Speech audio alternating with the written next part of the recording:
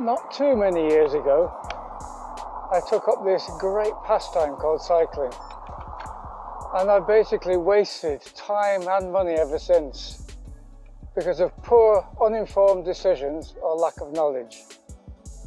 So if you are new to cycling, here are my 5 top things I wish I'd known at the beginning, and hopefully by watching you may save some money and have a more comfortable time in the long run.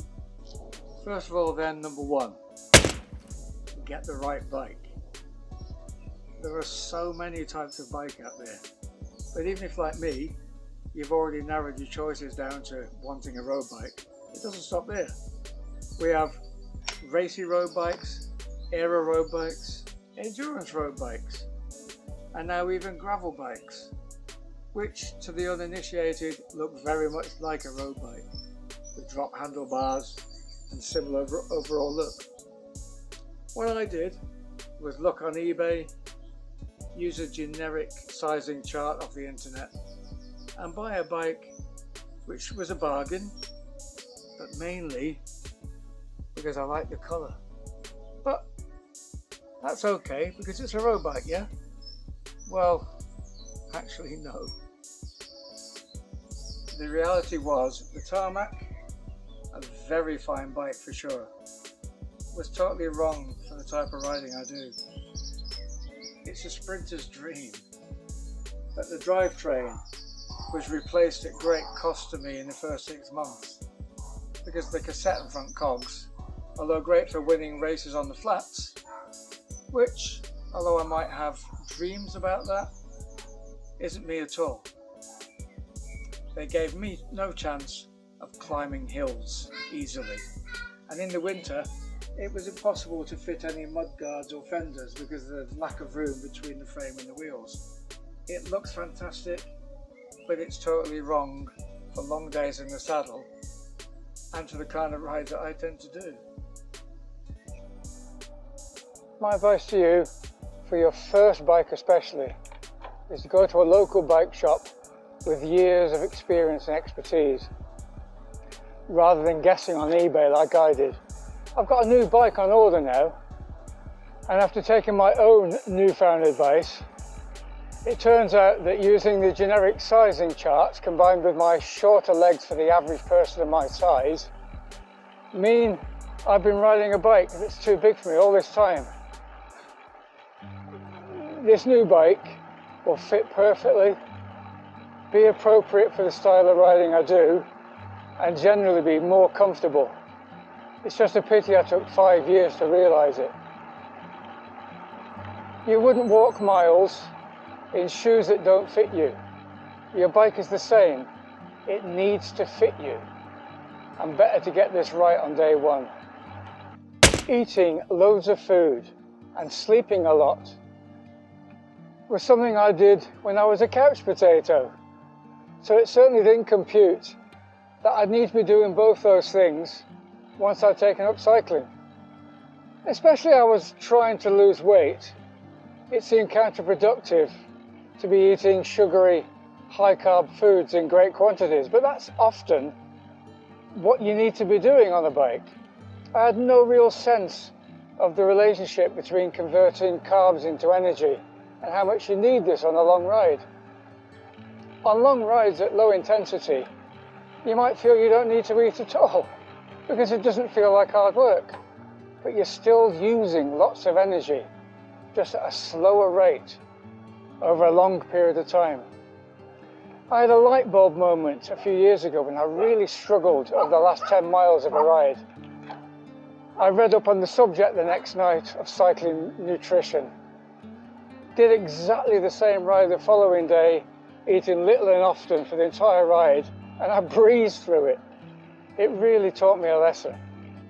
If you're riding on consecutive days, you need to be eating calories as soon as you finish a ride, because your metabolism is so high, you'll be burning the energy off in between the rides and not have enough stored up for the ride the next day.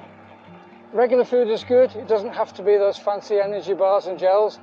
They're good to have in your pocket as an emergency, but as much as possible, just the ordinary stuff. jam sandwiches, bananas, sweets, anything that gives you that quick carbohydrate fueled energy. And on a ride, eat every 20 to 30 minutes while you're on the go, whether you feel hungry or not. And if, like me, you previously sat on the couch watching telly, guiltily eating cake, revel in the fact that you can do this on a ride now, as long as everyone realises it's now ECF, essential cycling fuel. It's most definitely not cake. As for sleep, I'm personally a night owl by habit, and club rides especially are earlier morning starts. So I wasn't often giving myself enough sleep. I discovered when I did a multi-day event, after a few days, I was literally falling asleep in my dinner by 9 o'clock. It hit home that I couldn't possibly carry on to the end of that event without getting loads of sleep, which it turns out, if you look it up, is the most crucial part of helping your body and muscles recover from tough exercise. You may never be a pro rider, but there is a reason why their life on tour exists of eating, sleeping, cycling, and very little else. Fuel and recovery. Because of my night owl habits, I still find it a struggle. But when I do force myself to go to bed earlier, before a long day in the saddle, I definitely feel the benefit of waking up fresh and raring to go, and have a better day out as a result. Number 3, clothing choice. And there are 2 points here. First of all, layers. Some of the first cycling tops I bought were never worn again once I understood the value of layering. They were just too warm for summer rides and didn't wick away sweat very well. Wind chill is where cycling differs from other forms of exercise. You can be feeling just right cycling up that long hill and then freeze your nuts off as you cycle rapidly up down. Or conversely, you may have that cheap heavy cycling top that I first bought, which will see you alright for that chilly descent, but then you'll have steam coming out of your ears as you overheated on the preceding climb. Layers are the answer.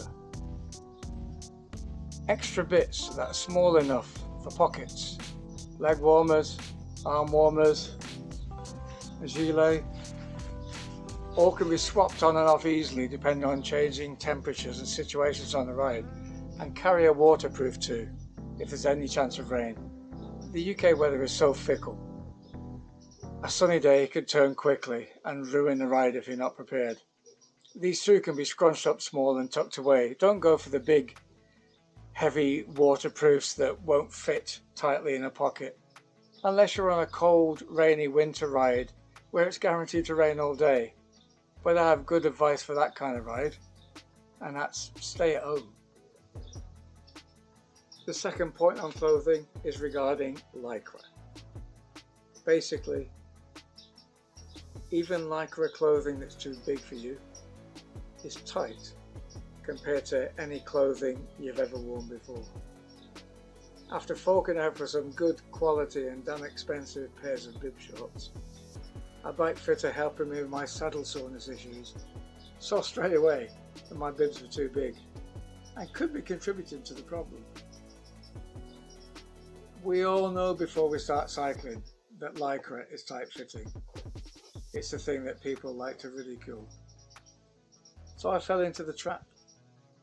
I then ordered more of the same type and therefore had size small, medium and large.